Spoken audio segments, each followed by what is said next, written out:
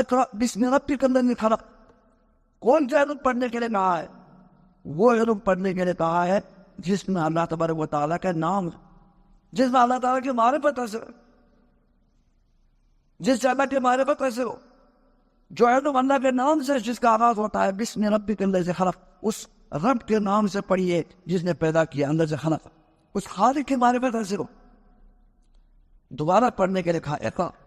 یہ پڑھنے والا کام ایک دن کا کام نہیں، بار بار پڑھنے کے لیے کہا اقرأ وربک الاکرم. آپ کے رب الاکرم ہے، وہ عزت والا ہے. یہاں سے بھی معلوم ہوا کہ عزت اللہ تبارک و تعالیٰ عزت والا بھی ہے اور عزت دینے والا بھی. اور یہاں سے یہ نہیں معلوم ہوا کہ پڑھنے سے ہی، علم کو حاصل کرنے سے ہی عزت ملے گی. اکرم یہاں سے تکریم کا معنی واضح ہو رہا ہے کہ اگر کسی کو تکریم اگر ملتی ہے، عزت ملتی ہے، مقام